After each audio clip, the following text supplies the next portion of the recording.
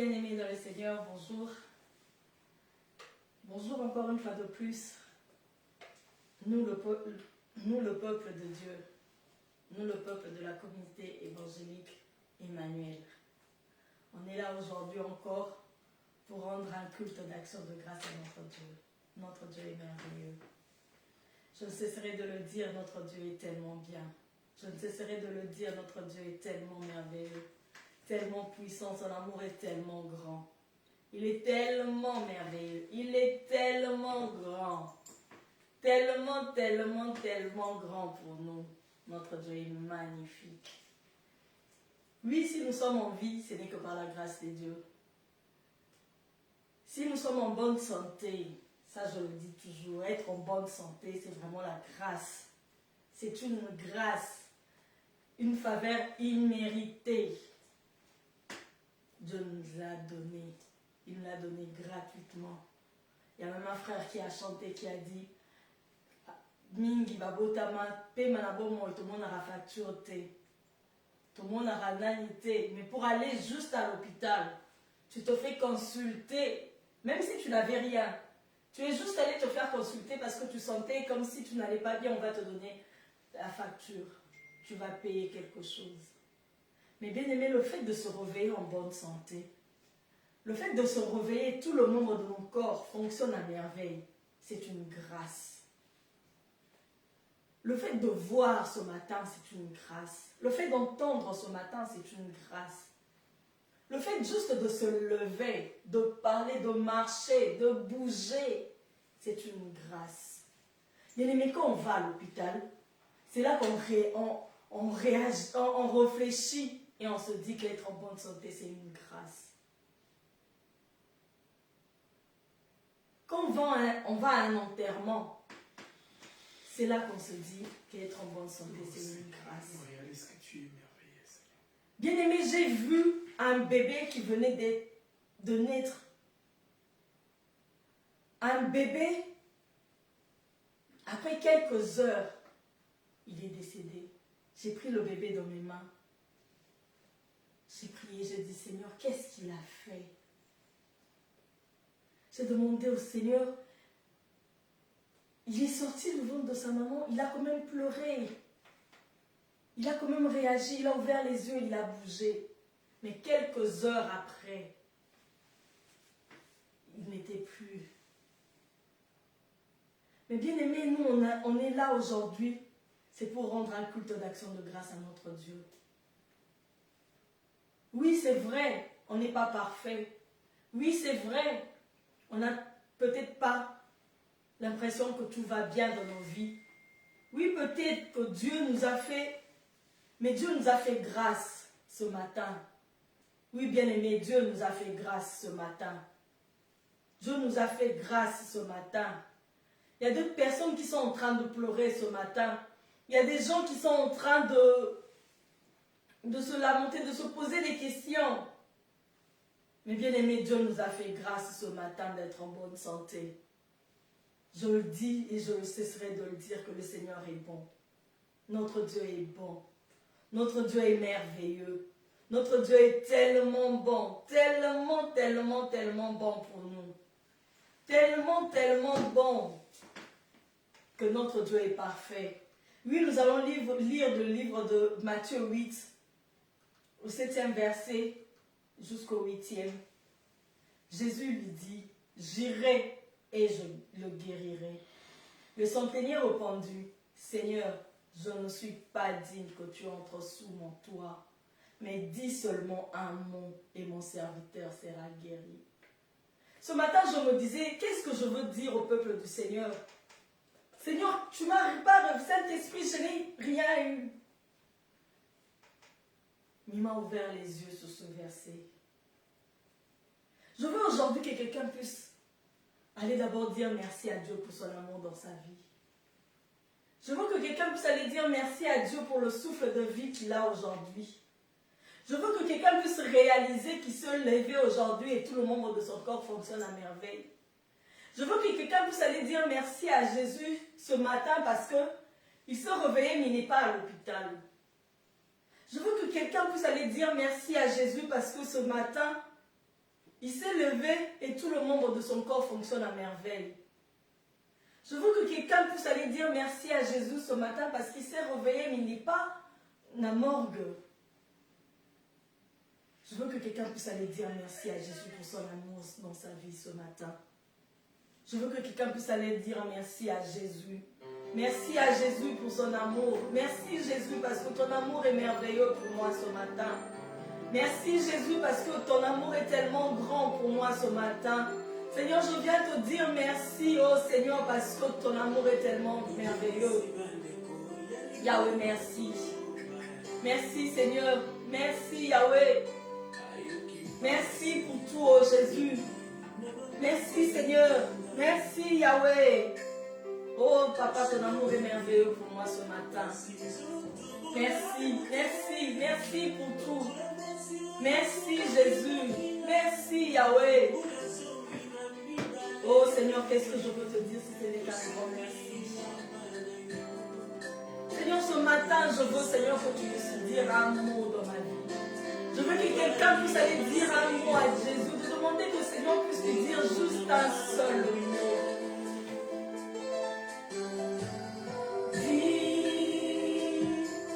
juste un seul mot. Et il sera guéri.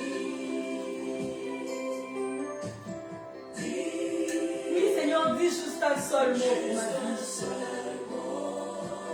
Oui, Seigneur, dis juste un seul mot pour moi ce matin. Il sera guéri. Qu'est-ce que tu as besoin que le Seigneur puisse faire pour toi aujourd'hui? Qu'est-ce que tu as besoin que le Seigneur puisse dire pour ta famille ce matin?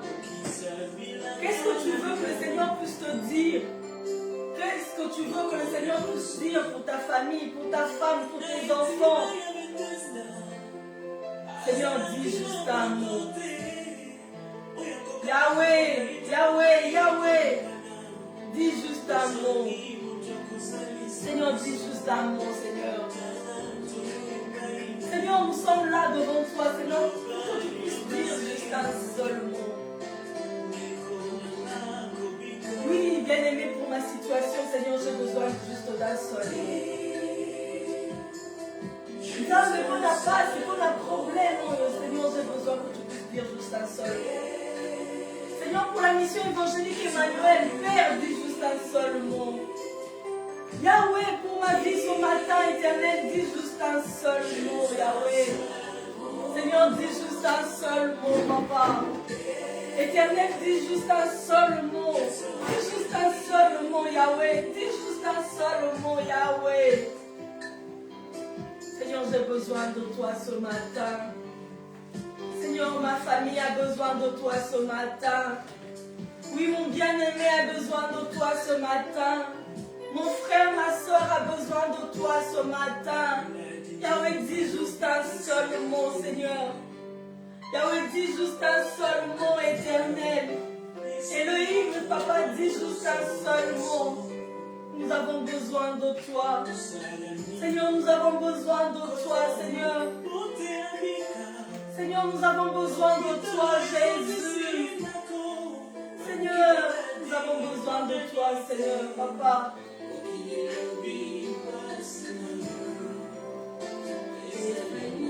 Oh, Jésus, dis juste un seul mot. Lo pali, lo passé, lo corps. Oui, Seigneur, dis juste un seul mot. Seigneur, dis juste un seul mot, Papa, mon frère, ma soeur qui m'entend, qui a besoin de toi, sera guéri. Oui, Seigneur, dis juste un mot. Seigneur, le paralytique, celui qui était paralysé, Seigneur, tu avais dit juste un seul mot. Il avait pris cette boule qui était élevée. La personne qui a été coupée pendant plusieurs années, Seigneur, tu avais dit juste un seul mot. Et il s'est élevé. Oh Jésus, dis juste un seul mot, Papa. Seigneur, dis juste un seul mot, Yahweh. Dis juste un seul mot. Nous avons besoin de toi, Seigneur.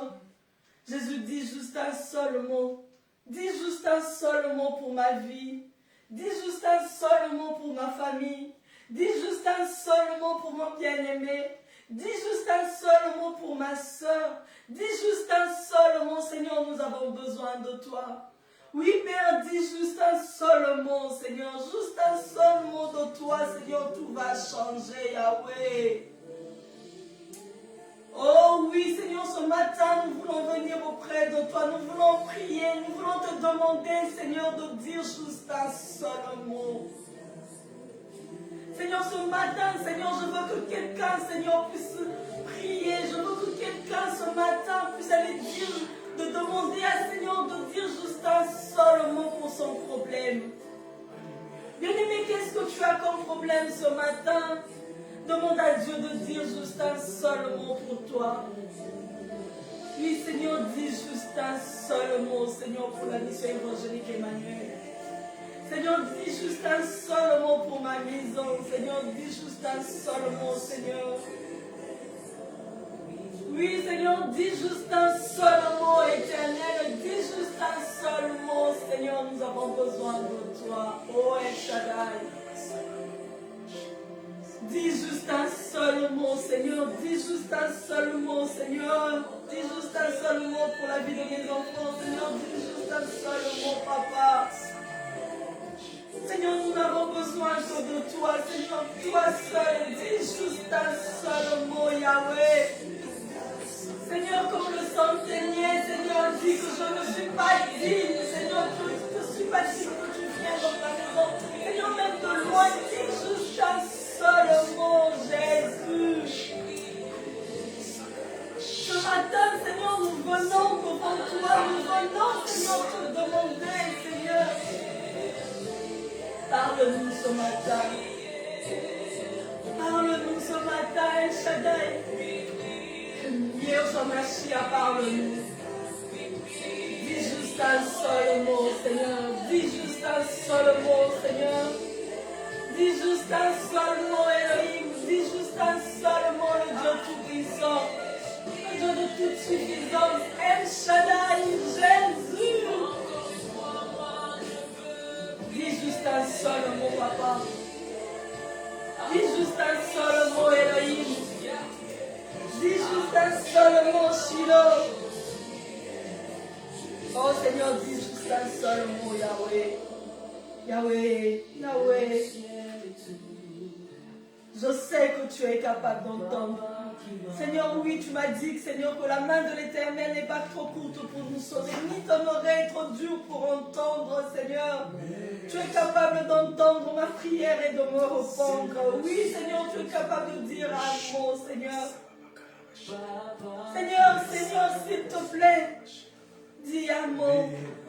Ne regarde pas cette chair, Yahweh. Même si tu as raison d'autorité contre moi, souviens-toi, Seigneur, souviens-toi, oh Jésus, de quoi tu m'as formé, de cette chair, Yahweh. Aide-moi, Seigneur, aide-moi, Seigneur. Aide-moi, Seigneur, Dieu, que tu puisses entendre ma voix ce matin. Yahweh, Yahweh, dis un mot, Seigneur. Yahweh, dis un mot, Jésus, dis un mot, j'ai besoin de toi. Oui, bien-aimé, dis un mot à Dieu. Oui, bien-aimé, dis un mot à Dieu. Dis-lui que tu as besoin de voir. Dis-lui que tu as besoin de voir ce que l'œil n'a point vu, ce que l'oreille n'a pas entendu. Mais ce qui vient d'en haut. Seigneur, nous avons besoin de toi. Seigneur, nous avons besoin de toi. Jésus, nous avons besoin de toi. Seigneur, nous avons besoin de toi. Jésus, j'ai besoin de toi. Oh Jésus, je veux te voir, Papa. Je veux te voir, Éternel. Je veux te voir, oh Jésus. Parle-moi encore ce matin.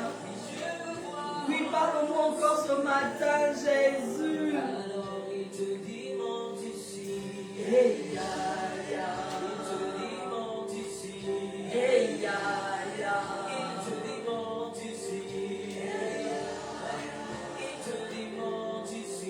Hey,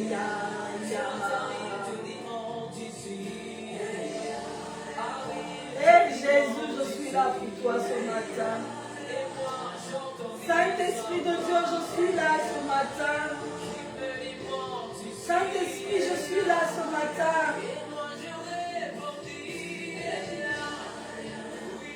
Me voici. Papa, ce matin, papa, me voici. Dis juste un seul mot, Seigneur. Yahweh, me voici ce matin, Seigneur Dieu. Je suis prête, Seigneur, à entendre quelque chose de toi, Yahweh. Oh, Seigneur.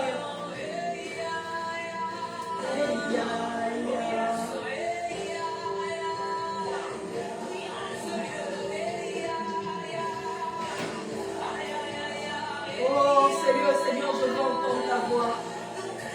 Seigneur, ce matin, je veux encore me laisser, Seigneur, emporter par toi. Je veux ce matin, Seigneur, Dieu, me laisser, Seigneur, Dieu. Je veux, Seigneur, me laisser, Seigneur, emporter par toi. Parle-moi ce matin, Jésus. Dis-moi, dis un mot. Dis un mot, Seigneur. Seigneur, pour la vie de mon frère, dis un mot. Pour la vie de ma soeur, papa, dis un mot, Jésus. Dis-moi. Parle-moi ce matin. Seigneur, j'ai besoin de toi. Parle-moi ce matin. Oh, papa, me voici ce matin. Papa, me voici ce dimanche. Oh, Yahweh, Yahweh, Yahweh.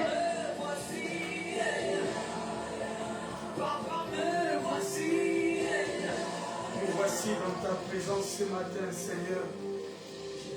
Nous voici dans ta présence ce matin, Adonai. Nous voici dans ta présence dans ces instants, Jésus. Nous voici dans ta présence, mon rocher, mon salut. Nous voici dans ta présence en cet avant-midi, Adonai. Nous voici dans ta présence en ces jours dominicales. Nous voici dans ta présence en ces dimanches matin, Adonai. Nous te sommes reconnaissants pour le souffle de vie ce matin. Nous te sommes reconnaissants pour la paix que tu nous donnes.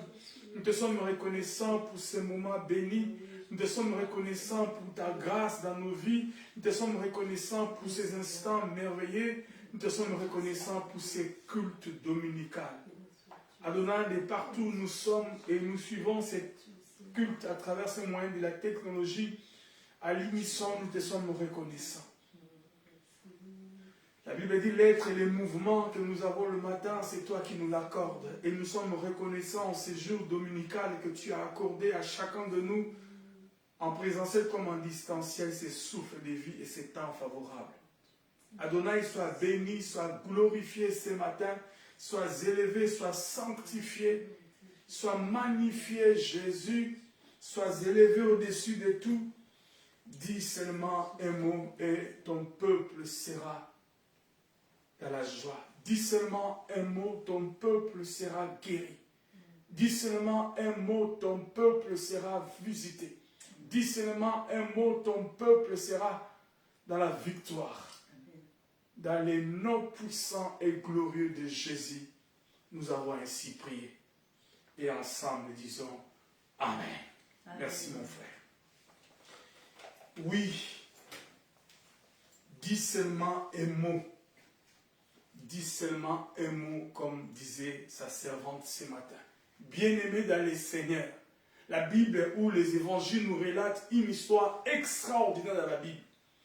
Alors que le disciple, après avoir reçu la recommandation du Seigneur de pouvoir aller sur l'autre bord dans la barque, ils sont montés obéissants à la parole et à la recommandation du Seigneur.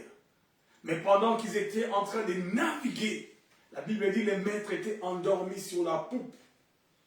Le vent, la tempête étaient contraires à la navigation. Vous savez, en aviation, on dit souvent l'avion se pose face au vent pour atténuer la vitesse de l'avion afin de faciliter l'atterrissage. Cependant, lorsque nous naviguons contre le vent, face au vent, dans la vie de tous les jours, ce sont les oppositions, les problèmes qui nous arrivent.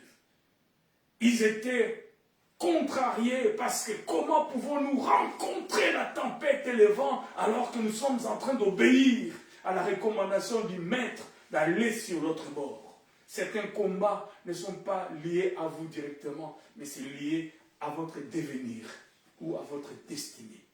Certains combats de la vie, c'est comme ça. Et la Bible dit, ils ont réveillé le maître. Alléluia! Le maître a dit seulement un mot. Bien-aimé, lorsqu'on réveille le maître et le maître dit un mot, ça change la donne. Et tout à coup, le vent et la tempête s'est arrêté.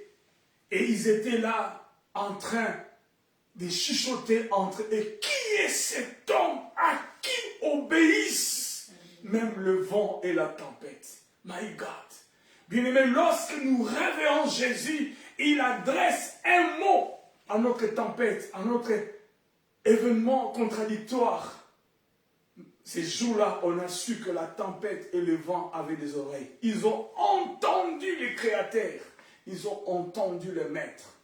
Et ça cessait. Bien-aimé, que Dieu dise un mot dans ta vie. La tempête et le vent vont cesser. Que Dieu dise un mot dans ton foyer. Que Dieu dise un mot dans ta destinée. Et ta destinée aura une autre orientation. Telle est la prière de chacun de nous ce matin, à travers ces moments bénis d'adoration et de louange que nous avons passés ensemble. Gloire au Seigneur. Merci Jésus. Merci mon frère. Oui, nous vous saluons de partout où vous êtes, vous qui nous suivez à travers ces moyens de la technologie, qui est la mission évangélique Emmanuel Cesser, donc cette page Facebook. Et plus tard, nous pourrons aussi atteindre ceux qui n'ont pas Facebook, mais pas à travers la chaîne YouTube et certaines portions des Écritures que nous essayons d'injecter sur TikTok ou sur d'autres réseaux sociaux qui sont des canaux de communication que la nouvelle technologie nous donne en ces temps de la nouvelle technologie. Passez-moi la tautologie. Bien, nous vous saluons de partout où vous êtes, chaleureusement dans les noms puissants et glorieux de Jésus-Christ. Et ensemble avec vous, nous disons au Seigneur ce matin et tout au long de la semaine, dis seulement un mot. Un mot de Dieu suffit, un mot de Dieu change la donne. Gloire au Seigneur. Que Dieu vous bénisse de partout où vous êtes. Pour ne besoin de citer toutes les villes comme j'avais l'habitude, des fois le temps nous est imparti. Donc nous vous saluons chaleureusement de partout où vous êtes et nous souhaitons nous tous un très bon dimanche en ces débuts d'après-midi. Que Dieu vous bénisse et ceux qui sont peut-être par rapport au décalage horaire, les matins ou comme la nuit ou comme la journée, je ne sais pas, selon l'heure à laquelle vous allez nous suivre, le Seigneur ne sera pas moins puissant, moins glorifié par rapport à cela. Il est le même et il agit à tout moment. Bien. Donc, nous bénissons le Seigneur pour cette opportunité qu'il nous accorde de célébrer son nom et de louer son nom ce matin à travers ces cultes de louange et d'adoration. Nous n'avons pas des actions de grâce particulières ou des requêtes. Cependant, nous ne pouvons pas non plus ne pas bénir le Seigneur pour le souffle de vie qu'il nous a donné. Il a permis aux uns d'être vivants, aux autres d'être en forme. Même ceux qui sont malades aussi, Dieu sait ce qu'il est en train de faire. Donc nous lui sommes vraiment reconnaissants. Raison pour laquelle nous les bénissons et nous les louons pour tout ce qu'il fait. Cependant, nous ne cesserons de prier pour notre pays, la RDC, pour notre pays, la France, et chacun pour son pays, là où il se trouve, afin que Dieu des gloires se manifeste et fasse du bien dans son pays, à travers les institutions, à travers les autorités, etc. Parce que la Bible dit, priez en faveur de la ville où je vous ai amené en captivité, parce que votre bonheur dépend de cette dernière. Donc, lorsque lorsque le Seigneur était en train de parler aux enfants d'Israël qui étaient en captivité, que leur bonheur dépendait de cela. Gloire au Seigneur. Donc, nous disons merci au Seigneur pour tout cela. Voilà, nous allons prier pendant un très court moment et commencer notre écoute de la parole. Le temps est tellement légèrement passé. Nous allons prier pendant un moment, dire au Seigneur, prépare mon cœur à écouter ta parole. Que Dieu prépare ton cœur, à écouter sa parole. Que Dieu se glorifie ce matin à travers de sa parole dans ta vie. Seigneur, glorifie ton nom dans mon cœur ce matin. Seigneur, glorifie ton nom dans ma vie ce matin. Seigneur, glorifie ton nom dans moi, dans tout ce que je vais entreprendre ce matin. Alors que Père, nous pensons à notre pays, nous pensons aux parents, nous pensons à nos frères, nous pensons à nos sœurs, nous pensons à nos bien-aimés de partout où ils sont, parce que la Bible dit priez. Celui qui ne prend pas soin de sa famille est pire qu'un païen. Nous ne voulons pas être plus que des païens, nous voulons penser à nos familles, penser à nos enfants, penser à nos époux, penser à nos épouses, penser à nos parents, etc. Afin que la grâce de Dieu soit sur eux, afin que la grâce de Dieu se déverse sur toutes ces personnes. Père, nous te prions de prendre soin de notre famille, Adonai. Et ce matin, Adonai, nous sommes venus vers toi, vers la source intarissable. Oh, tu es un fleuve coulant du trône de Dieu, Saint-Esprit. Tu es un fleuve intarissable. Tu es un fleuve qui descend du trône, qui descend du rocher des âges, qui descend, alléluia, et qui nous mouille jusqu'à la moelle épinière pour que nous puissions être absorbés par ta présence. Alléluia! Ce matin, Saint-Esprit, prends le contrôle de nos vies, prends le contrôle de nos foyers, prends le contrôle de notre famille, prends le contrôle de nos travaux. Seigneur, ce qu'il y est, prends le contrôle de toutes les initiatives que nous avons, prends le contrôle de toutes choses, my God! Remono sakatabayenda baba, rikendo seketemena masokorobayenda baba. Alléluia! Prends le contrôle, Seigneur. Ce matin, mon cœur, Seigneur, est langui devant toi. Ce matin, mon cœur s'exprime. Ce matin, mon cœur se donne. Ce matin, mon cœur, Seigneur, se dit, Adonai, prends le contrôle. Oh, Shakaraba Santa Baba, Rimeneme Sokoroba Santa Karabayenda Baba, Rikanda Mayama Koroba Kendo Molo Sokoroba Shanda Baba. Prends le contrôle, my God. Alléluia. Sois béni ce matin, Seigneur. Sois glorifié ce matin, Jésus. Sois élevé ce matin au milieu de nous, Adonai. Nous te recommandons ce moment où nous voulons écouter ta parole.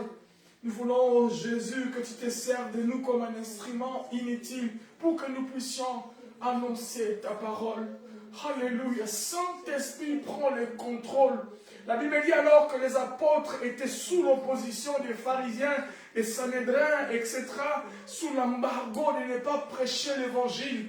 Alors qu'ils étaient réunis, ils ont dit au Saint-Esprit, voilà leur menace. Ils veulent nous empêcher d'annoncer la parole. Ils veulent, Yahweh de gloire, verrouiller nos bouches. Ils veulent sceller la langue remplie du Saint-Esprit. Voyez comment ils le font. Voyez comment ils veulent. Voyez l'embargo qu'ils ont établi. La Bible dit les lieux où ils priaient tremblants. Après, ils annonçaient la parole avec puissance. Le Saint-Esprit qui nous a été donné à la Pentecôte est capable aujourd'hui de se saisir de moi un instrument inutile pour que j'annonce la parole. Oh Jésus, la parole sa mesure, la parole sa contrainte, la parole de Dieu, la parole pure. Parle-nous ce matin. Saint-Esprit, parle-nous. Saisis-toi de ces instruments inutiles. Saisis-toi de ces instants bénis. Glorifie Jésus au milieu de nous ce matin, Saint-Esprit. Glorifie Jésus. Glorifie Jésus. Glorifie Jésus. Glorifie Jésus. Glorifie Jésus. Alléluia. Shakarabayenda masakaraba santa baba. Rekondo masabakaraba shikaraba. Glorifie Jésus ce matin. Glorifie Jésus et fais-nous du bien, Seigneur. Fais-nous du bien par ta parole. Dans les noms puissants et glorieux de Jésus. Dans les noms puissants et glorieux de Jésus. Dans les noms puissants et glorieux de Jésus. Ainsi avons-nous prié et ensemble nous disons Amen. Amen. Bien, gloire au Seigneur. Nous sommes heureux, bien-aimés, vous qui nous avez rejoints maintenant en ces dimanches dominicales de pouvoir ensemble non seulement adorer et louer le Seigneur, mais aussi écouter sa parole. Nous voulons qu'ensemble avec vous, nous puissions réfléchir autour de cette merveilleuse parole dont la Bible dit au commencement était la parole. Et la parole était avec Dieu et la parole était Dieu. Elle a été au commencement et rien n'existe sans elle. Gloire au Seigneur. Voilà, il y a quelques dimanches, parce que le dimanche dernier, on n'a pas pu nous réunir avec vous à travers ces moyens de la technologie. Eh bien, nous étions en déplacement. Nous étions les 2 derniers dimanches, les 3 derniers dimanches que nous étions en train de cogiter dernièrement, eh bien, nous parlions ensemble autour des fondamentaux qui sont pour nous comme notre thème depuis quelque temps. Les fondamentaux aujourd'hui, sûrement je pense que c'est notre 4e séance où nous voulons parler des fondamentaux. Je crois 3e ou 4e, je crois, si je n'ai pas oublié. Les fondamentaux dans la marche chrétienne. Nous sommes en train de parler des fondamentaux dans la marche chrétienne. Et nous avons essayé de définir les fondamentaux comme ce sont des choses ou ce sont des appuis. Donc, fondamentaux, ceux qui servent au fondement, ceux qui servent à établir le socle, des choses qu'on ne peut pas bouger. La Bible nous fait une remarque à ceux qui veulent ou ont l'intention de déplacer les bornes. Il a dit, il est interdit de déplacer les bornes dont on a posé nos parents. Les bornes que nos pères ont posées sont inébranlables. Et l'apôtre Paul parle en disant, même si c'est un ange qui vient ici-bas vous annoncer un autre évangile que celui dont nous vous parlons, eh bien que cette personne soit anathème. Pourquoi? Parce que personne ne peut déplacer le fondement de la parole. Le fondement de la parole, c'est Christ et Christ ressuscité, notre Seigneur et Sauveur. Si l'apôtre Pierre disait, lorsqu'on lui a posé la question, aucun nom nous a été donné dans les cieux, sur la terre, par lesquels nous pouvons être sauvés, c'est le nom de Jésus. Ce sont des fondamentaux. Et parmi certains fondamentaux aussi, dans la marche chrétienne, il y a aussi des éléments importants que nous devons saisir, et c'est ce que nous sommes en train de réfléchir. Donc, du coup, les fondamentaux sont des choses qui ont un caractère essentiel, un caractère même salutaire dans notre vie, un caractère déterminant, ce sont les fondamentaux. Donc, nous continuons à cogiter sur quelques principes majeurs dans la marche chrétienne que nous considérons d'entrée de jeu comme des fondamentaux. Et ce matin, bien-aimés, nous allons commencer un autre voyage par rapport à un autre personnage biblique, parce que nous avons réfléchi autour de Moïse. Et là, nous voulons parler de David. Nous sommes en train d'introduire ce matin sur la personne de David. Et notre sous-thème de ce petit voyage, dans ces grands thèmes fondamentaux, c'est servir au dessein de Dieu dans sa génération. Donc j'ai écrit servir au dessein de Dieu dans votre génération. Chacun de nous est appelé à servir au dessein de Dieu par rapport à une portion de responsabilité ou par rapport à une portion d'une vie vécue, etc. Servir au dessein de Dieu dans votre génération. Ça fait partie des fondamentaux. Tu ne peux pas, bien-aimé dans le Seigneur, terminer ton parcours, achever ton pèlerinage céleste, mais passer à côté de ta destinée. Passer à côté de ce à quoi Dieu t'a appelé. C'est une triste nouvelle de le savoir. C'est une déception. J'aime beaucoup une expression que l'apôtre Roland Dallot utilise souvent. Quel gâchis! Quel gâchis! Je me souviens un jour, il me grondait par rapport à une attitude négative que j'avais. Il me dit, mais Alex, quel gâchis! Bien-aimé, quel gâchis de servir pendant sa destinée à un destin qui n'est pas celui de notre Créateur. Et pendant ce voyage, nous voulons réfléchir autour de ce personnage qui s'appelle David, qui a servi au dessein de Dieu dans sa génération.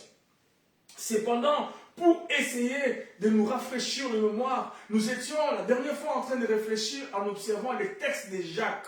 Jacques chapitre 1er, à partir du verset 2e, lisez ici, « Mes frères, regardez comme un sujet de joie complète les diverses épreuves auxquelles vous pouvez être exposés. » Regardez comme un sujet de joie.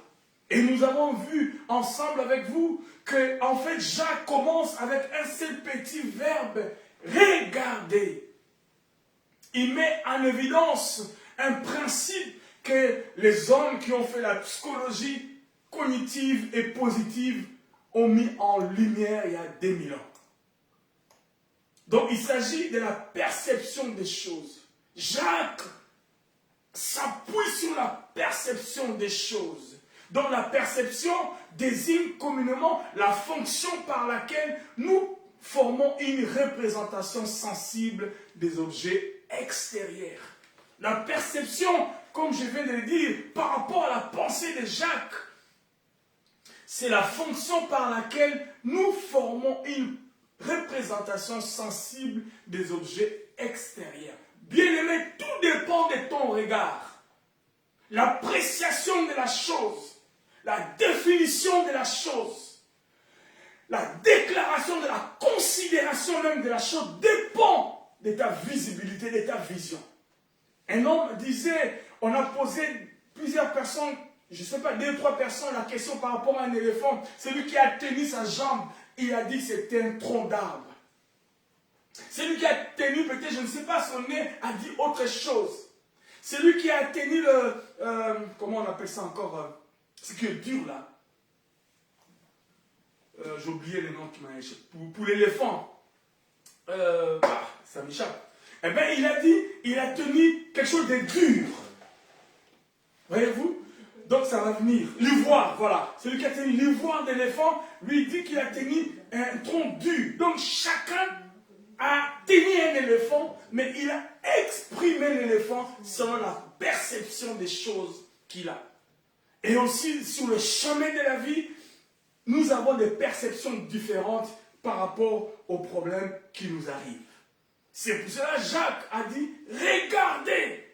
Il voulait que tous nous ayons le même dénominateur commun. Il dit, regardez comme un sujet de joie. Comment pourrons-nous regarder la perte d'un enfant comme un sujet de joie? Comment pourrons-nous regarder l'échec comme un sujet de joie? Comment pourrons-nous regarder la maladie comme un sujet de joie? Comment pourrons-nous, mon frère?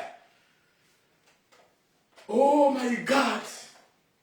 Oui, comment pourrons-nous le faire? C'est la question qu'on peut se poser ce matin. Jacques, chapitre 1er, mes frères, regardez comme un sujet de joie complète les diverses épreuves auxquelles vous pouvez être exposés. Comment pourrais-je regarder mon malheur comme un sujet de joie? Comment pourrais-je regarder l'échec de ma vie comme un sujet de joie? Comment pourrais-je regarder le départ dans la gloire de mon mari comme un sujet de joie? Comment pourrais-je regarder la perte de ma soeur comme un sujet de joie? Comment pourrais-je regarder les épreuves au quotidien comme un sujet de joie? Bien-aimé dans le Seigneur, Jacques veut que la perception que nous avons des choses ou des objets extérieurs soit proportionnellement à la parole du Seigneur. Le regard que nous devons avoir des choses ne doit pas être émané de notre expérience, mais doit être émané de la source intarissable qui est la parole. Parce que Dieu dit que le faible dit je suis fort, que le pauvre dit je suis riche, que le malheureux dit je suis heureux. Mais comment pourrais-je le faire si je dois baser ma perception sur l'humanité, sur le champ de ce monde? Raison pour laquelle Jacques vient nous le dire, bien-aimé, que le faible ce matin dit je suis fort. Amen. Je ne le dis pas devant moi-même, mais ma perception des choses dépend de la parole, dépend de celui qui a créé les cieux et la terre, dépend de celui qui tient le contrôle du monde entier. Oh my God! Oh Seigneur! La perception désigne communément la fonction par laquelle nous nous formons une représentation sensible des objets extérieurs, dont la réalité est douloureuse, oui. Ça a l'air même irréversible, oui. Cependant, tout ce dont nous voyons aujourd'hui sera demain comme de l'histoire du passé. Parce que la Bible dit, tout passera sauf sa parole. C'est la parole du Seigneur qui ne passe jamais. Raison pour laquelle Jacques veut que nous ayons un regard basé sur sa parole. Passera, bien-aimé. Les épreuves que tu vis aujourd'hui passeront. Parce que nous allons comprendre toutes ces choses dans ces voyages. Toutes ces choses-là servent au dessein de l'Éternel. Mais comment pourrions-nous comprendre ces choses qui servent au dessein de l'Éternel? Parce que ce sont des choses qui nous humilient. Ce sont des choses qui brisent notre joie. Il arrache même l'espérance et la paix dans nos cœurs. Bien-aimés, la réalité, c'est ce que nous voyons. Mais la réalité n'est pas une fatalité. Car c'est la paix, être une aubaine pour nous. Pourquoi être une aubaine? Pourquoi être une occasion de gloire? Pourquoi être une occasion de joie? Pourquoi devons-nous regarder cela? Parce que les épreuves préparent souvent une personne ordinaire pour un destin extraordinaire. Dieu veut que nous ayons cette perception biblique de la réalité au quotidien. Pourquoi? Parce que les épreuves préparent souvent une personne ordinaire pour un destin extraordinaire. Merci. Oh Seigneur. C'est ce que Jacques voulait que nous puissions retenir dans le livre de Jacques. Quel est ton regard de ta vie? Quel est ton regard de ta femme? Quel est ton regard de tes enfants? Quel est ton regard? D'autres personnes ont un regard négatif de leurs enfants. Lorsqu'ils regardent cet enfant, ils disent Yo, nina malama me panayo. Yo, nina osala. Toi, yo kuta kufa lobi. D'autres, même quand ils voient la fille, quand elle grandit, parce que la fille a fait une bêtise, ou l'homme, le garçon a fait une bêtise dans la vie, on ne les considère plus. Pourquoi? Ça, c'est le regard de l'homme. My God, ce matin, bien-aimé, je viens comme Jacques. J'arrache la parole de la bouche de Jacques. Regarde! Bien-aimé, regarde comme un sujet de joie complète les diverses épreuves auxquelles vous pouvez être exposés. Parce que ces épreuves, bien-aimés dans le Seigneur, font partie du dessein de l'Éternel pour votre devenir. On va y arriver et on comprendra. Oh my God. Oh Seigneur Jésus.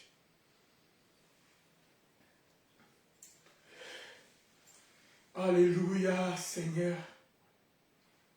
Oui, dans les regards, en fait, il y a l'image, il y a la forme. Dans les regards, il y a l'image que nous donnons à la personne. Nous avons l'image que nous donnons aux événements. Il y avait l'image que nous donnons aux situations, juste par un regard. Nous sommes arabes et nous mawa. Donc lorsqu'ils regardent son avenir, d'autres lorsqu'ils regardent, au moins dans la kanda, dont il est fâché. Ton regard est l'expression de ce qui se passe dans ton cœur ou dans ta tête. Amen. Comment regardes-tu ton avenir? Oh, tu as un regard négatif. Comment regardes-tu ton mari? Déclare pour lui, même s'il n'a rien aujourd'hui. Comment regardes-tu ta femme? Même si elle ne répond, déclare. Comment regardes-tu tes enfants? Etc. etc. Oh Seigneur, j'aime beaucoup un homme de Dieu, j'ai écouté, j'ai aimé. Lorsque vous regardez, vous observez la parole dans l'histoire de Jacob, lorsque Rachel a accouché, il a donné un nom négatif à son enfant et son père Jacob a changé Benjamin. Le nom de Benjamin. Et les commentateurs ou même les prédicateurs a dit, moi je pense que les garçons dont on parle dans la Bible, ils s'appellent, j'ai oublié son prénom, ça va arriver. Oh Saint-Esprit, pourquoi tu m'as donné cette histoire? Étant mes limites, comment il disait? Jaébet, voilà, Dieu merci. Et cet homme de Dieu disait, il a comme l'impression que Jaébet n'avait pas de père. Parce que le nom de Jaébet ne définissait pas un avenir. Le nom de Jaébet définissait un malheur. Parce que sa maman l'a eu dans la douleur. Bien-aimé dans le Seigneur, nous avons un Père qui change des noms de nos vies. Même si ta mère t'a donné un nom, même si le monde t'a donné un nom, même si la situation sociale t'a donné un nom, Dieu peut changer ton nom. Amen. Jaébet, son nom est resté à cause de ce que sa mère a vécu. Et plus tard, il a demandé que son nom soit changé, que Dieu étende ses limites. Tout dépend de la perception. On reviendra sur ça le dimanche prochain par rapport à ces deux exemples. Le temps pour moi d'aller en profondeur. Le Saint-Esprit me l'a donné pendant que je parlais. Je n'ai pas beaucoup de détails. Un père change des noms. Et les noms définissent l'avenir de la personne. Oh Seigneur. Oui. C'est l'image, la forme, le tableau que nous donnons aux événements qui surviennent et aux situations qui se présentent à nous. Il est vrai que tout le monde ressent la douleur. Ça, c'est le commun des mortels. Tous nous ressentons la douleur. Grands comme petits, femmes comme hommes, mariés comme célibataires. Tous nous avons comme ces dénominateurs communs la douleur. Ça arrive à tout le monde, sans exception. Mais parfois, cette douleur peut se transformer en souffrance, voire même en misère, selon l'opinion de chacun. D'autres, la douleur les donne la force de se relever, comme je disais tantôt, parce que la douleur ou les épreuves préparent souvent une personne ordinaire pour un destin extraordinaire. Mais certaines personnes, à cause de la douleur, ils baissent les bras, ils s'abandonnent. Et cette douleur les amène, les écrase, etc., etc. Donc, tous, nous avons cela, mais tout dépend de la manière dont nous réagissons par rapport à la douleur. Nous verrons David. Je suis en train de vous préparer déjà à comprendre c'est à quoi nous voulons parler de cet homme David, qui a accompli les desseins du Seigneur. Donc, tout dépend de l'opinion de chacun de nous. La manière de voir les problèmes, de voir les situations, de voir les discours que les uns ou les autres ont. Tout dépend. Peu importe, peu importe, je ne sais pas, une autorité bien aimée, personne ne peut déclarer sur la vie d'une personne et c'est Dieu qui dit les derniers mots. Mais si pour les uns la douleur, la souffrance, les épreuves sont une calamité, est une fait en soi, mais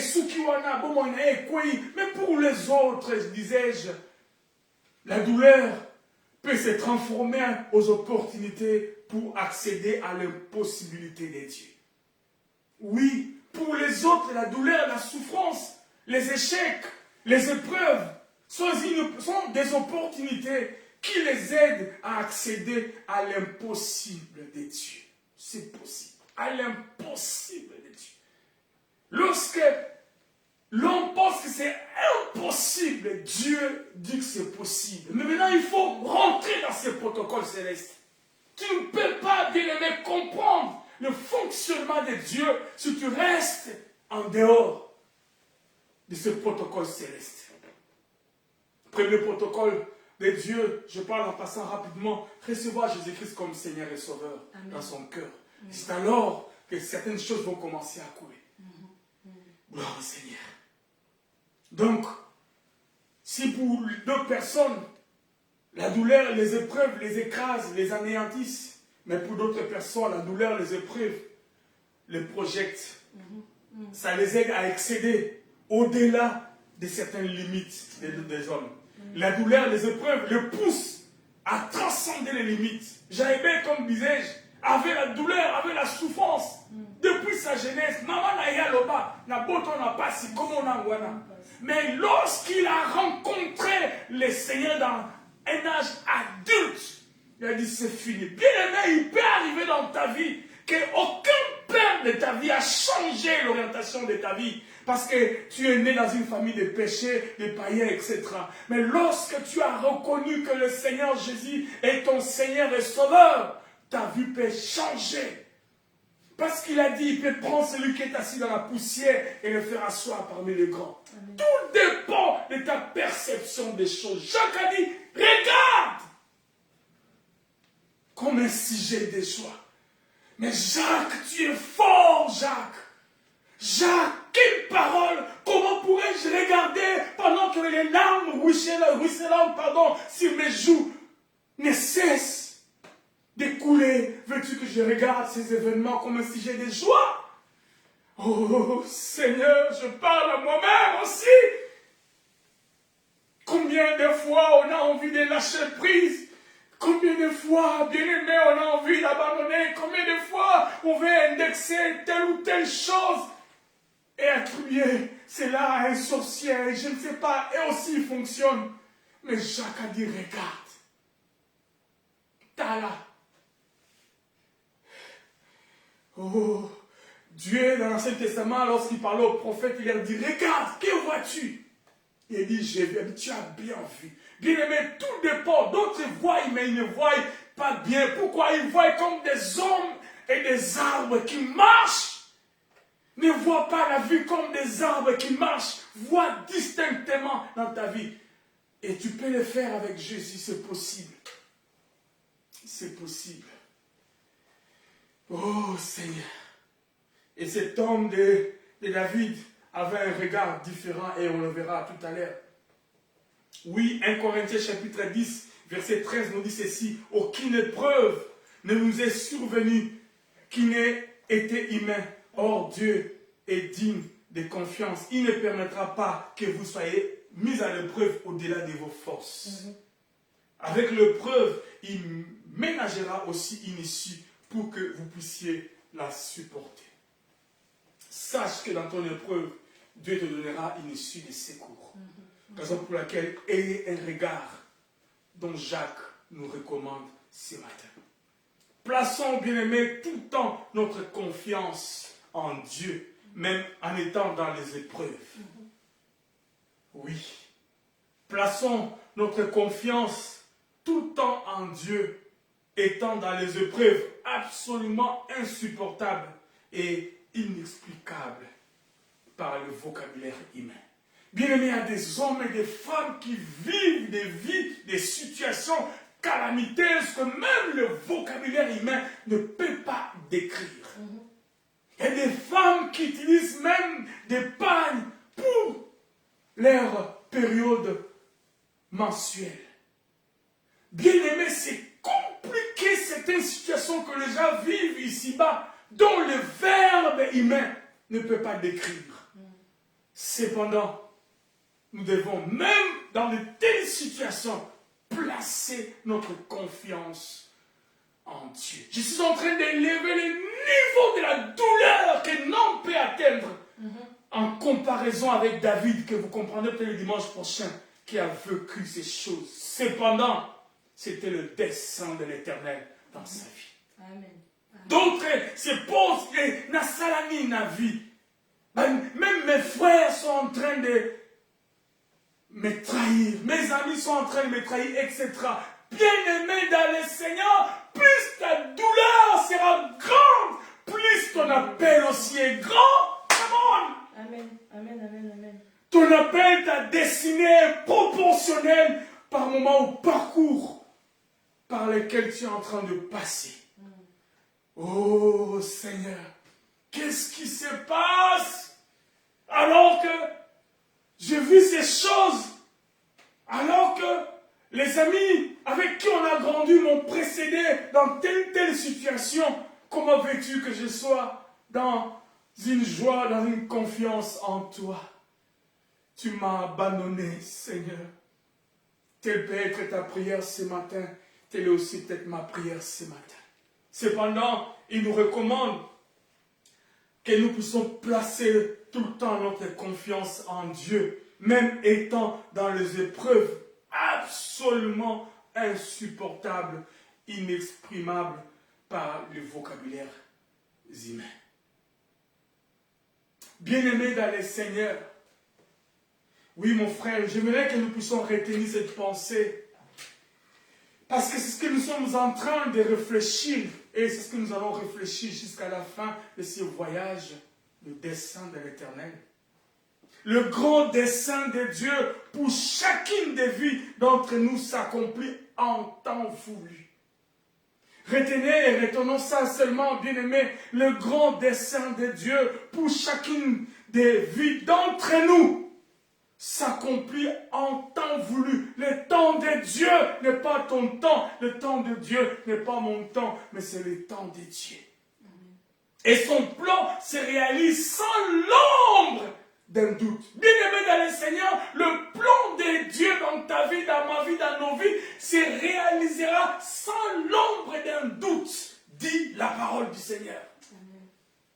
Ésaïe 46, verset 10 nous dit ceci: j'annonce dès le commencement ce qui doit arriver. Et longtemps d'avance ce qui n'est pas accompli. Longtemps ce qui n'est pas encore accompli, j'annonce. Dieu est celui qui anticipe. Pourquoi? Parce que c'est lui qui commence avec nous, il achève avec nous. Un Dieu qui arrive à la fin avant que nous puissions commencer. Bien-aimé, quel encouragement de savoir que la vie présente fait partie intégrante du plan que Dieu qui opère tout en son temps. C'est cela la question qu'on peut réellement se poser. Parce que nous pensons que pour obtenir telle ou telle chose, devons-nous suivre un parcours X ou Y. Mais lorsqu'on se pose la question, est-ce que ma vie présente fait partie du parcours de la destinée de Dieu? C'est cela ce que nous pouvons aussi des fois se poser comme question. Oui, j'aimerais ce matin, ainsi du haut de cette chair, confirmer que notre vie présente fait partie intégrante du plan de Dieu qui opère tout en son temps. Mais je ne sais pas qu'est-ce que tu vis, je ne sais pas où tu es, je ne sais pas qu'est-ce que tu fais, mais sache, si tu vis dans le protocole céleste, ces choses qui sont présentement dans ta vie font partie de la destinée que Dieu a prévue pour toi. Même si cela vient des hommes, vous connaissez l'histoire de Joseph. Dieu peut prendre même les pensées négatives des hommes pour les étaler sur notre chemin. Dieu peut permettre les dos d'âne que les hommes ont mis sur notre chemin soient aplanés, déblayés, dans les termes des voisins, les gens qui font la voirie, les déblayer afin que nous ayons un chemin lisse. Les dos d'âne que les gens ont creusés afin que nous puissions faucher lorsque nous marchons puissent être remplis pour que notre parcours soit béni. Gloire au Seigneur. Amen. Merci Jésus. Donc, notre vie présente nos vies présentes, font partie intégrante du plan de Dieu. Et nous le verrons dans la vie de David. Le Dieu de la Bible n'est pas faible. Chose que nous devons savoir parce que souvent on a comme l'impression que son silence est une définition de sa faiblesse ou son silence est une définition de son indifférence. Cependant, c'est le contraire. Le Dieu de la Bible n'est pas faible. Il est fort. Il est puissant. El Shaddai. Il est le tout-puissant, mais pas puissant, mais le tout-puissant. El Shaddai. Rien n'arrive sans sa permission dans la vie des hommes. Rien. Ou qui ne soit conforme à son plan. Rien n'arrive sans sa permission, ou rien n'arrive qui soit conforme à son plan. Rien n'arrive sans sa permission, et rien ne peut arriver qui soit conforme à son plan, ou à sa destinée, ou son dessein dans notre vie. Pas même les mâles, c'est ce que je disais tantôt, pas même les mâles. Donc rien ne trouve ni les empares, ni le plan que l'homme peut proposer afin que nous puissions tomber ne pas contribuer à la bénédiction de nous. Donc, ce plan se réalise toujours. C'est pourquoi ceux qui connaissent bien agissent avec hardiesse. La Bible dit dans le livre de Daniel, oh Seigneur, Daniel chapitre 11, juste une partie, verset 32, partie B. Daniel chapitre 11, verset 32, partie B. Mais c'est du peuple qui connaîtront leur Dieu agiront avec fermeté. Bien-aimé, si tu connais ces choses, tu as les regards de Jacques chapitre 1er, tu agiras avec fermeté. Tu agiras avec fermeté alors que les gens te diront qu'on me mais à cause de ces dieux que tu sais, tu vas avancer et tu vas réussir. Mais ceux du peuple qui connaîtront leur Dieu agiront avec fermeté. C'est pourquoi ceux qui connaissent Dieu, ou ceux qui les connaissent bien agissent avec hardiesse, assurés que Dieu est avec elles pour accomplir ses desseins merveilleux dans leur vie. Les desseins merveilleux, de Dieu dans leur vie. Il a un dessein merveilleux pour toi. Il a un dessein merveilleux pour moi. Et nous allons voir ça dans cette vie de David. Lamentation de Jérémie, chapitre 3, verset 37. Lamentation de Jérémie, chapitre 3, verset 37, nous dit ceci. Qui dira qu'une chose arrive sans que le Seigneur l'ait ordonné? Bien-aimé, c'est la parole. Oh my God.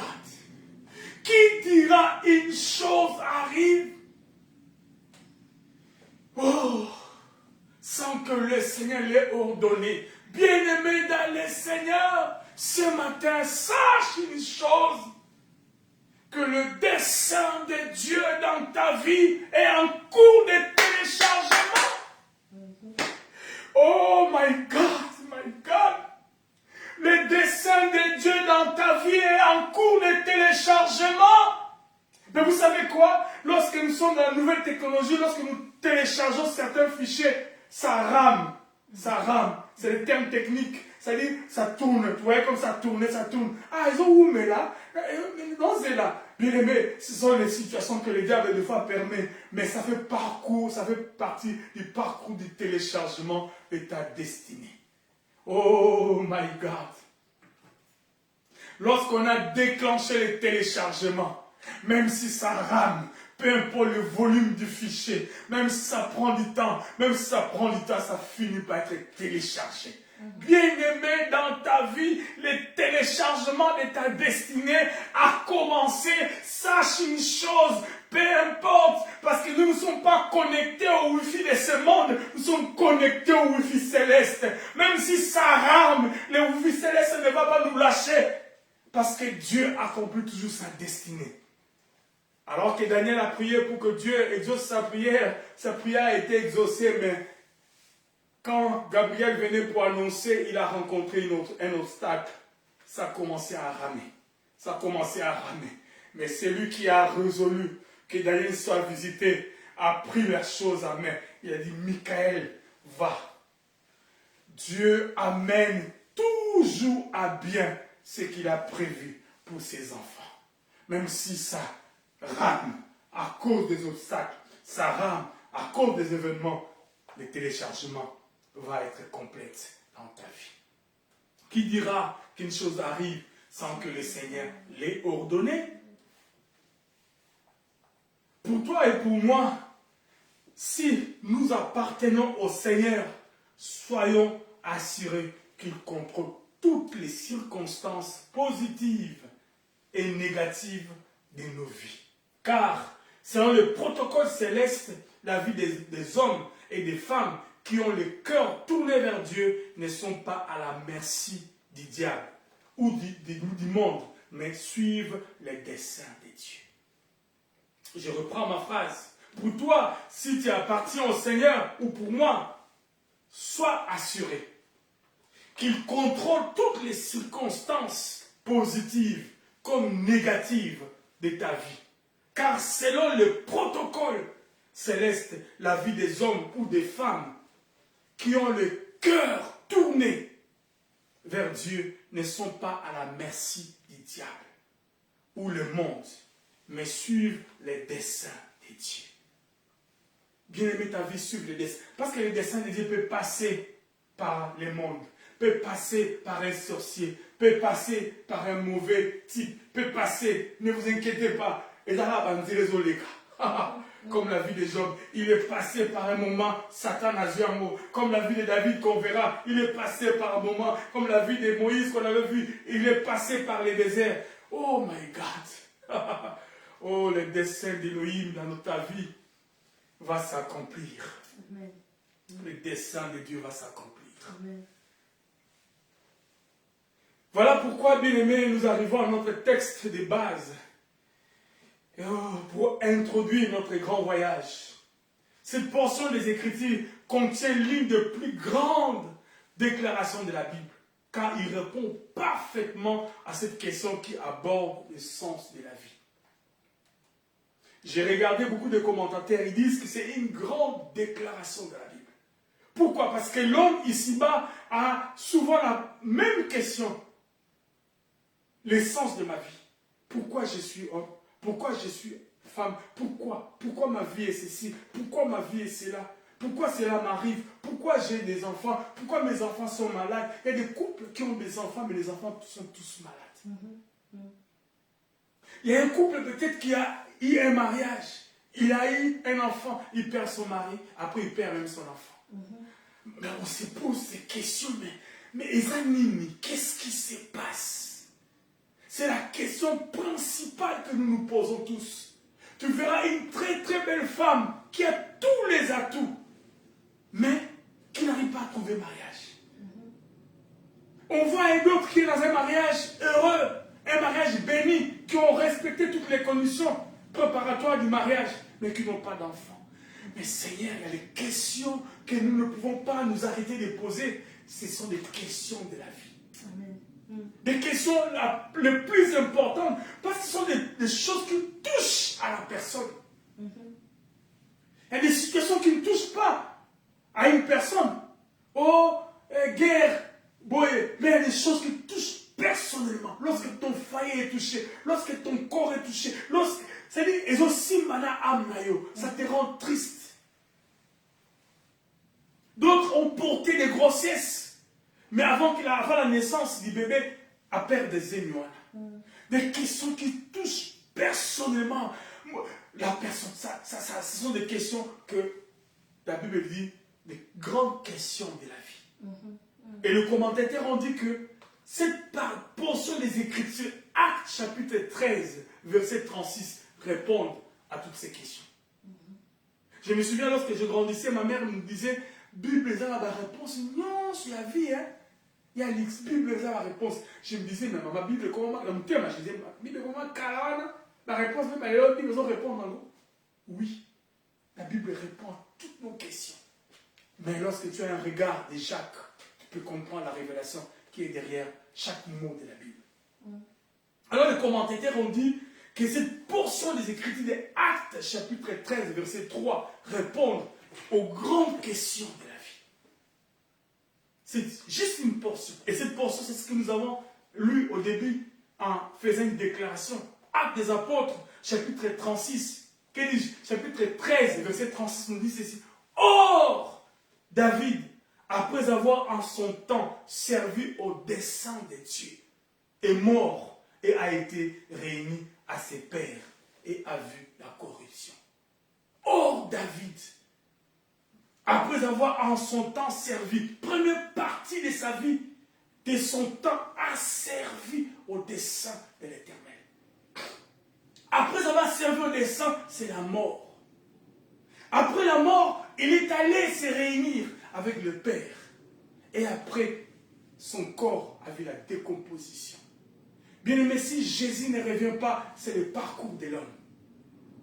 Que tu sois grand, que tu sois petit, que tu sois femme, homme, beau, laid, peu importe, un jour, le livre des Hébreux nous dit, on le verra, nous trouverons la mort sur notre chemin. Et l'histoire de ta vie va se fermer. Les livres de ta vie, les vivants vont les fermer. Et tu resteras dans les souvenirs. Ouf. Ça répond aux questions de la vie. David, après avoir en son temps servi au dessein de Dieu, est mort et a été réuni à ses pères. Être réuni à ses pères, c'est attendre l'enlèvement. Et ça, c'est une portion de ceux qui sont dans le protocole céleste de la conversion en donnant Jésus-Christ leur vie totalement comme Seigneur et Sauveur. On ira peut-être dans ces détails, on verra si Dieu le permet. Dans la version parole vivante, ça j'ai lu la version du second ordinaire, parole vivante nous dit ceci: pourtant, David, après avoir en son temps contribué à l'accomplissement du plan de Dieu. Moi, mon Seigneur, mais Seigneur, qu'est-ce qui se passe? Tu peux faire ton plan, tu peux réaliser ton plan sans notre effort. Bien-aimé, Dieu attend que tu contribues à la réalisation du plan de Dieu dans ta vie et dans la vie des autres. David, en son temps, il a contribué à l'accomplissement du plan de Dieu. Et combien de gens meurent et ils sont dans la décomposition totale, mais sont passés à côté du destin qui était le leur d'accomplir le plan de Dieu. De contribuer, à l'accomplissement du plan de Dieu. Ouf. La souffrance, la douleur, les épreuves, toutes ces choses contribuent à l'accomplissement du plan de Dieu. Waouh! Makamanzambe, si tu n'as pas le regard de l'aigle, au Betalibaku. Au Betalibaku, le quoi Jean-Baptiste. Alors qu'il a posé la question, bon, tu n'as eu.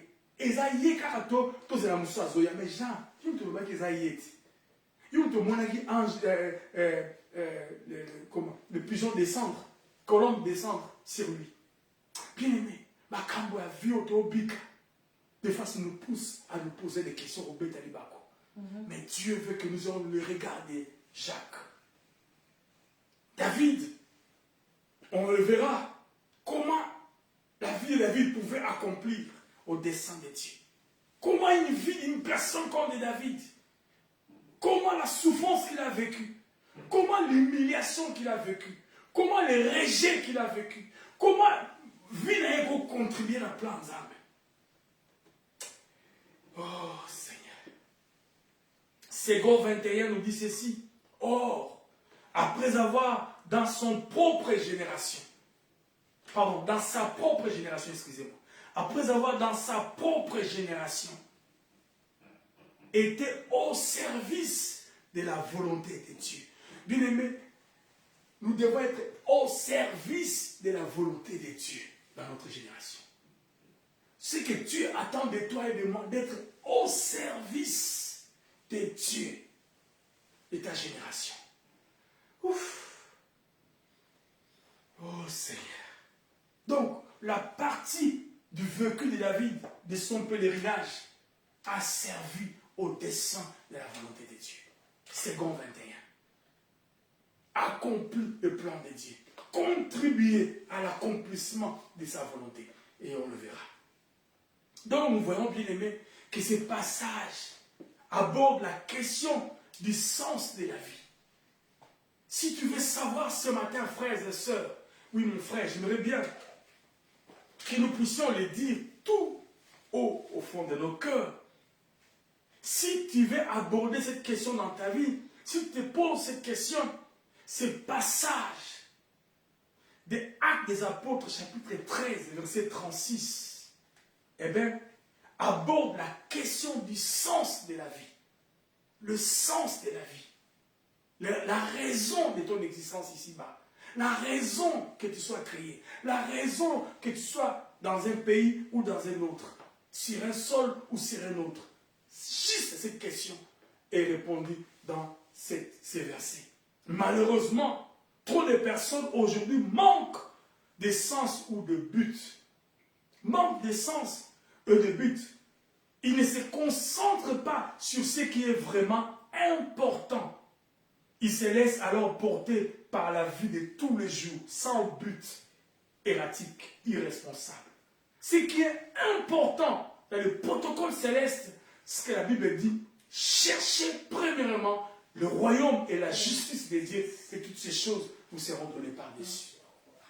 Et nous verrons, David, dans son comportement, il a mis le royaume des cieux en avant, et toutes ces choses, il a reçu cela. Aujourd'hui, bien aimé, malheureusement, l'évangile qui nous a été prêché ou qui nous est prêché nous pousse tout simplement à regarder ou à inverser les rôles. Nous avons tous tendance à vouloir d'abord accumuler les biens physiques pour prétendre être bénis de Dieu. Bien aimé, la bénédiction n'est pas nécessairement le matériel, même si seulement le matériel nous fait aussi du bien. Mais la bénédiction n'est pas nécessairement le matériel. C'est très important de les retenir, frères. Donc, ces passages des Actes des Apôtres nous aident à comprendre le but pour lequel. Et désormais, ne vis pas sans but. Amen. Ne vis pas ta vie sans but, bien aimé. Amen. La Bible dit, Jésus a regardé Jérusalem et a dit, Jérusalem, Jérusalem, toi qui tues les prophètes, si tu savais le temps que Dieu t'a visité, bien-aimé, si nous savons le temps que Dieu nous visite, pour comprendre le but pour lequel nous avons été ici-bas, eh bien, si nous pouvons le savoir, beaucoup passent à côté de leur but, à côté du dessein de Dieu, hélas. Et Jérusalem, en son temps, est passé à côté de son but. Parce que Jésus, qui devait rentrer comme roi, il a crucifié ce Jésus. Et malheureusement, il est passé à côté. Triste nouvelle. Et malheureusement, bien aimé, l'histoire se répète encore aujourd'hui dans nos vies. Et nous passons à côté de nos buts. Merci Seigneur.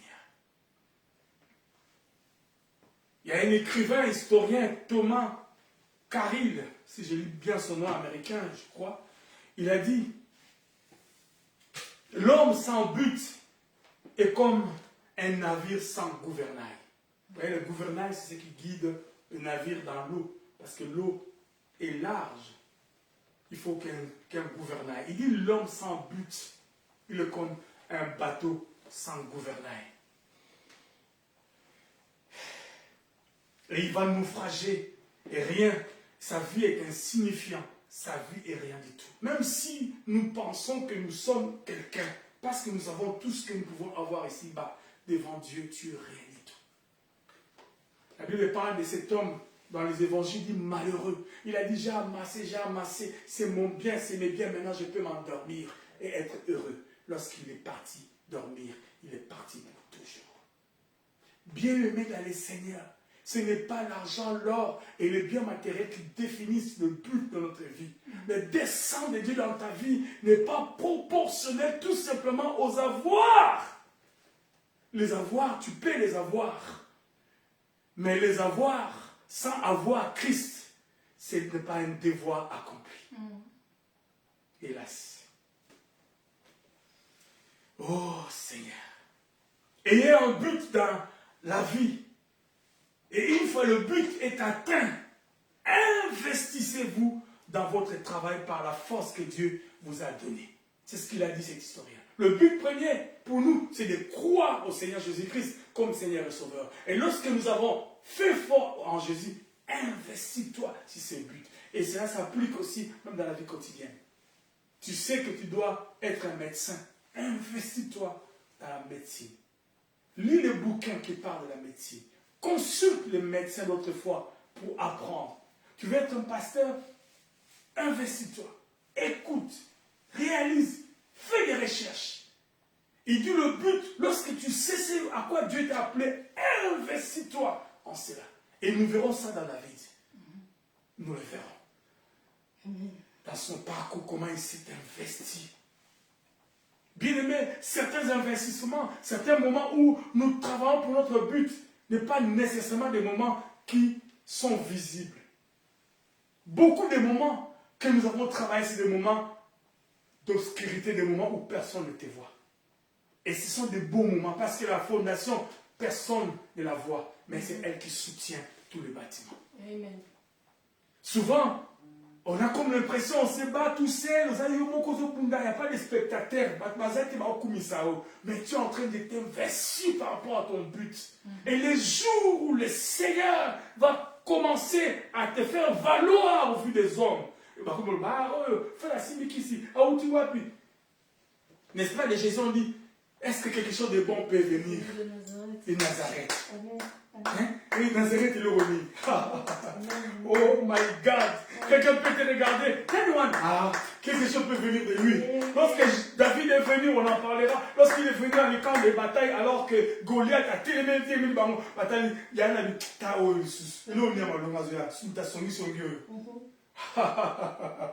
Oh, c'était en lui le dessein de Dieu qui devait s'accomplir. Bien-aimé dans le Seigneur, la préparation d'un but n'est pas nécessairement au vu aussi de tous. Souvent, les préparations sont inconnues. Les temps de préparation sont invisibles.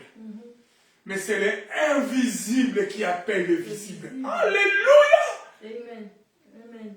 Tout ce qui est visible émane de l'invisible. Oh Seigneur. Et un but dans la vie, une fois le but atteint ou connu, ou tu as su ton but, ton objectif, investis-toi par rapport à ces buts-là. Travaille par la force que Dieu vous a donnée. Amen. Deuxième pensée, le but donne un sens à la vie. Le but donne un sens. Beaucoup surviennent tout simplement. Ils vivent un week-end après un autre, des vacances après vacances, des semaines après semaines. Des fois, ils le font difficilement, péniblement, mais sans véritable but. Ils arrivent à finir l'année, ils arrivent à finir le mois, mais il n'y a pas de but. Il n'y a pas de but. Oh. Pour d'autres, la vie est axée sur la réussite terrestre, comme j'avais dit tantôt. Ils se réjouissent d'un style de vie confortable et luxueuse. Ils possèdent des biens matériels, du prestige, du succès, du pleur, mais son cœur est distancé de Dieu. Dès lors, ton cœur est distancé de Dieu, tu es sans but. Ils ont tous, cependant, le matériel, ils vivent dans le luxe, mais ils sont distancés de Dieu. Beaucoup de personnes vivent comme ça. Si j'ai autant de succès, pourquoi me sentis alors pas épanoui? Je connais une histoire, un homme, un athlète, je ne sais plus trop bien si je m'en souviens bien, il a tellement travaillé pour devenir un number one, je pense à un athlétisme, soit Jeux olympiques ou Jeux mondiaux, je ne sais plus trop bien. Et il a tellement travaillé pour ce but et il a atteint cet objectif. Et après, il n'avait plus de sens. Parce que c'est bien atteindre un niveau, mais c'est mieux de maintenir dans ce niveau-là. Tu as atteint le succès avec Dieu, mais maintiens ce succès. Et lorsqu'il est arrivé au sommet de la gloire, il commence à se poser la question, mais ma vie a quel sens? Et il y a eu un vide dans son cœur. Et on raconte cette histoire qu'il s'est suicidé.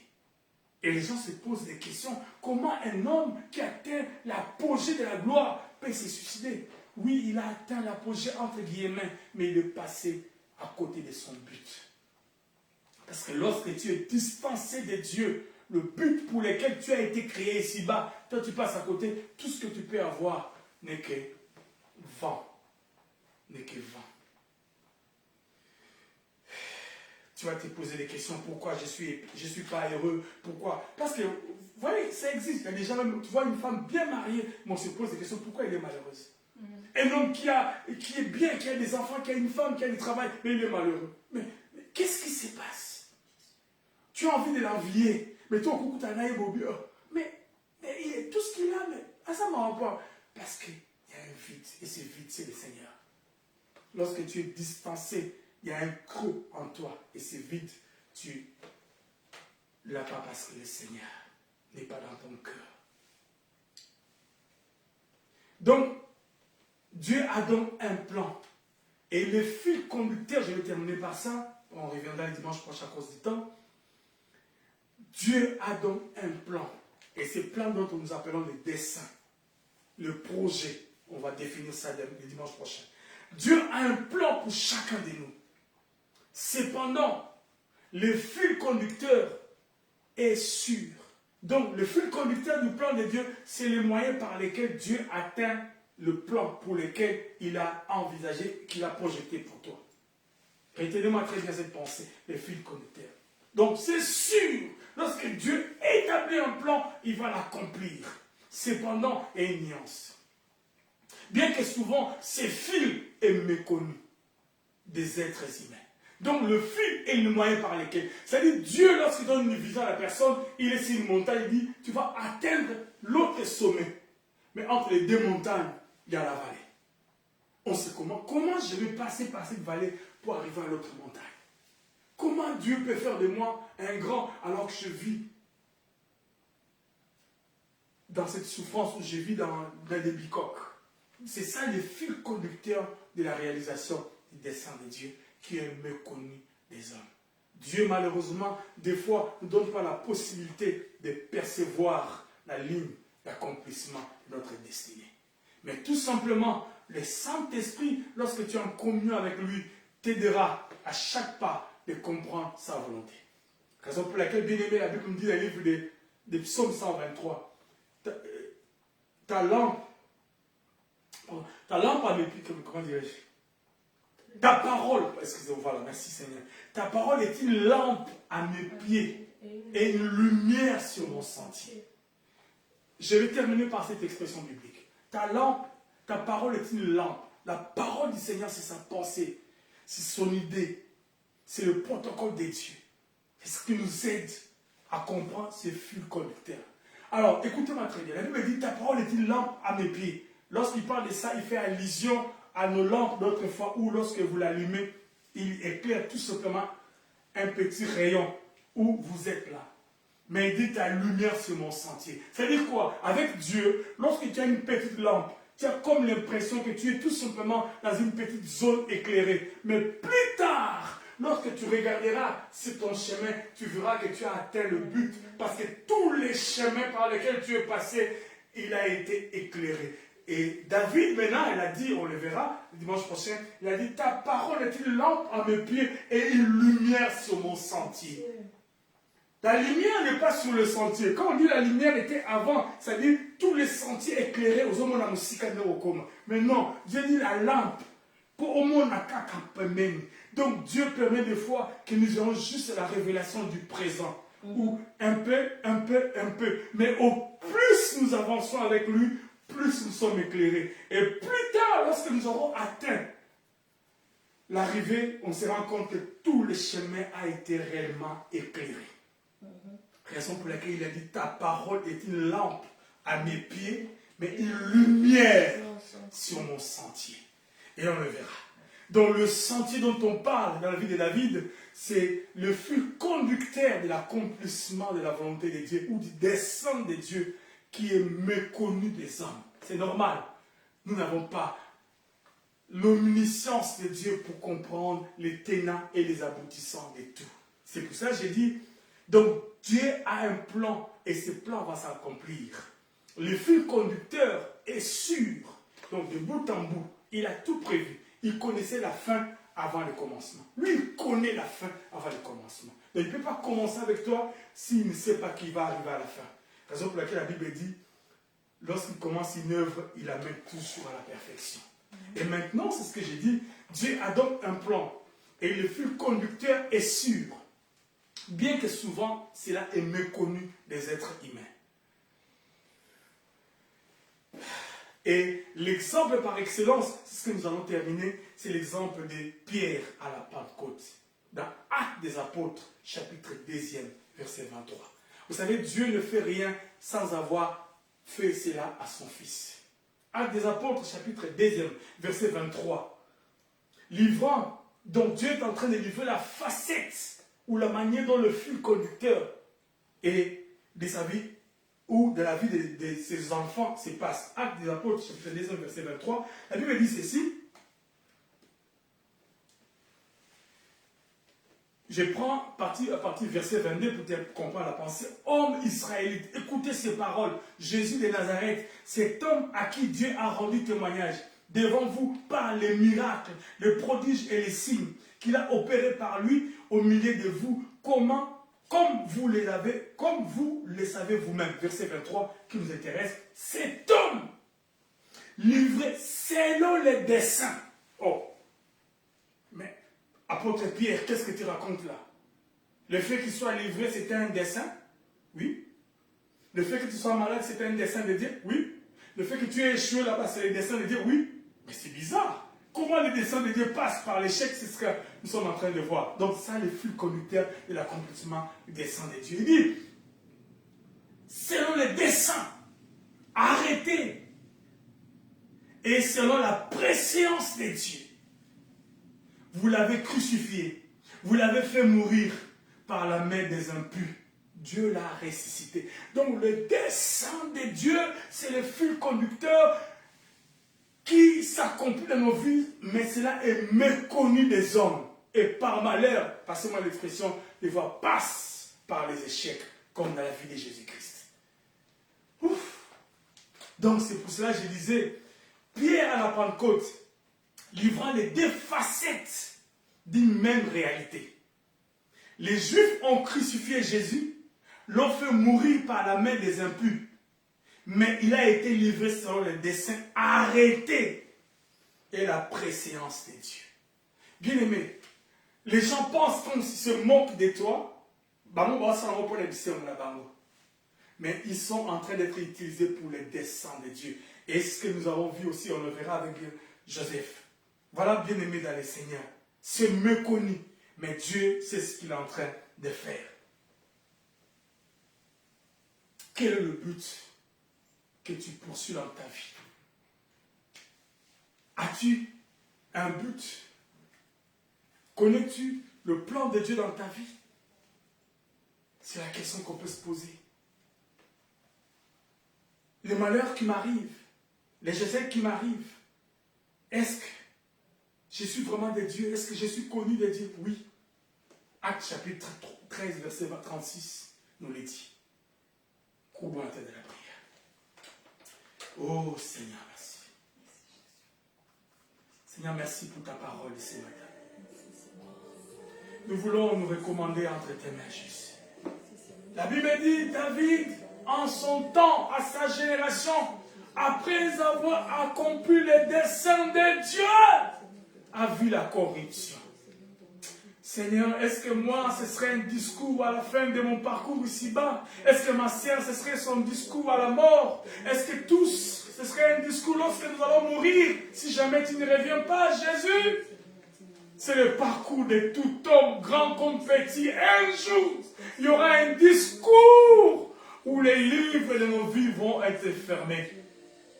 Les livres de nos vies vont être fermés, Jésus, et l'histoire va tourner. Notre vie serait devenue comme un souvenir. Oh Seigneur, pense à moi ce matin, pense à ma soeur ce matin, pense à mon frère ce matin, pense à nous tous ce matin. Jésus, nous voulons accomplir le plan de Dieu dans nos vies, mais c'est vrai, nous n'avons pas la préséance de comprendre les fils conducteurs de l'accomplissement de ces plans. Oh my God. Nous ne pouvons pas saisir la quintessence de la manière dont Dieu procède pour accomplir son plan. Oh, merci Seigneur. Aide-nous à rester fidèles à ta parole, parce que la Bible dit, ta parole est une lampe à mes pieds et une lumière sur mon sentier. Shakalaba Santa Baba. Je prie pour nous tous ce matin, Jésus. Je prie pour ton peuple de la mission évangélique Emmanuel. Je prie pour ton peuple du groupe études bibliques. Je prie, Seigneur, tous ces bien-aimés qui nous suivent, que chacun de nous arrive à s'asseoir et à faire une introspection de sa vie et savoir s'il est dans le plan de Dieu ou il est comme Jérusalem qui est passé à côté de la destinée qui était la sienne. Oh Seigneur, merci pour ces moments, merci pour ces cultes, merci pour ta parole.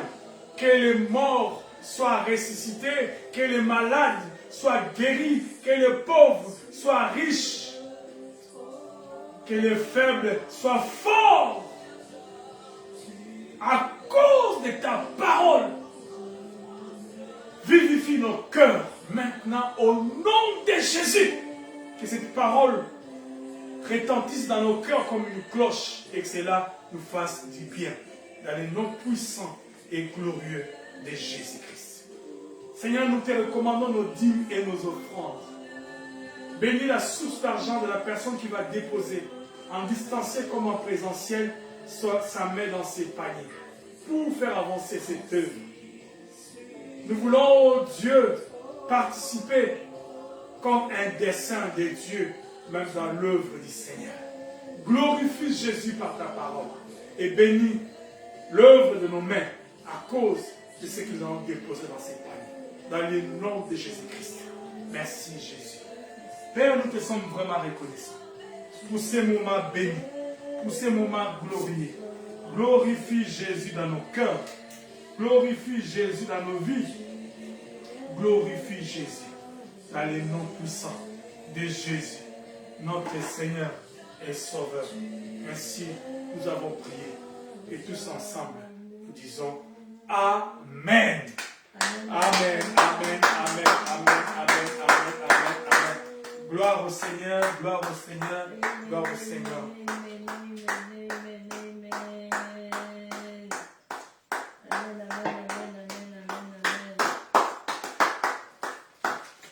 Gloire au Seigneur. Merci, bien-aimés, vous qui êtes connectés avec nous.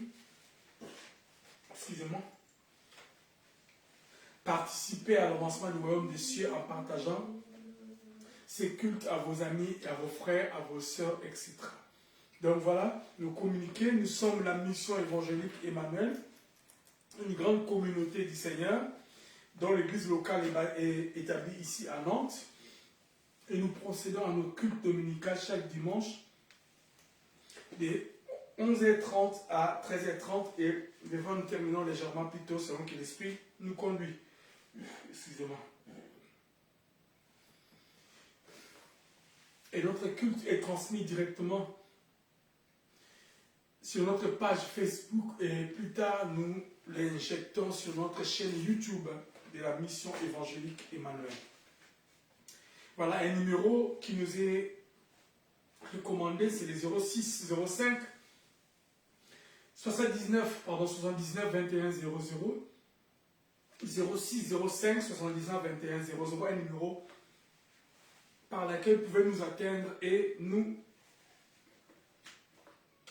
partager votre expérience, pourquoi pas vos requêtes et pourquoi pas aussi votre participation financière ou spirituelle. Donc, restons abondamment bénis dans le nom de Jésus-Christ. Et bon dimanche à nous tous. Nous sommes le 21 et nous sommes en train progressivement d'aller vers la fin du mois. Est-ce qu'on peut se tenir debout pour terminer ces cultes partout où nous sommes, s'il vous plaît?